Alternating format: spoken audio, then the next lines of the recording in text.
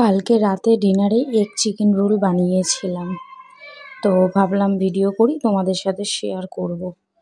তো প্রথমে চিকেনটাকে ক্যাপসিকাম পেঁয়াজ দিয়ে মশলা দিয়ে ভালো করে রেডি করে নিয়েছিলাম।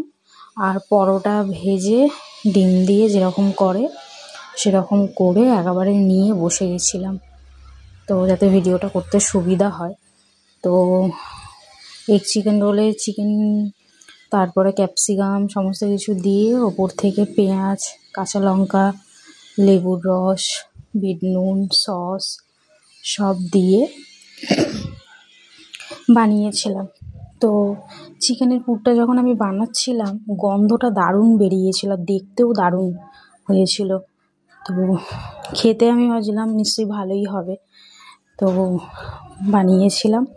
আর চিকেন রোলের আমি পেপার দিয়ে কিছুতেই মুড়তে পারি না, তো একটু গন্ডগোল মতন হয়ে গেছিলো, তোমরা কিছু মনে করো না। মানে মুড়তেই পারিনি, এটা সবাই কীভাবে মুড়ে, আমি পারি না এটা।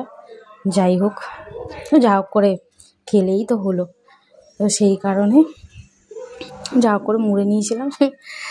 মুড়ে নিয়ে আর আমার বরকে প্রথমে খেতে দিয়েছিলাম, ও তো খেয়ে বলছিল দারুণ হয়েছে। তারপরে আমি খেয়েছিলাম, আমারটা রেডি করে, এই যে আমারটাও রেডি করে নিয়ে আর খেয়েছিলাম। দারুণ টেস্ট হয়েছিল, দারুণ। এবার থেকে ভাবছি আর হাজি চিকেন রোল বা বাইরের কোনো রোল টোল খাবো না, খেতে ইচ্ছা করলে বাড়িতে বানিয়েই খাবো। খুব সুন্দর হয়েছিল।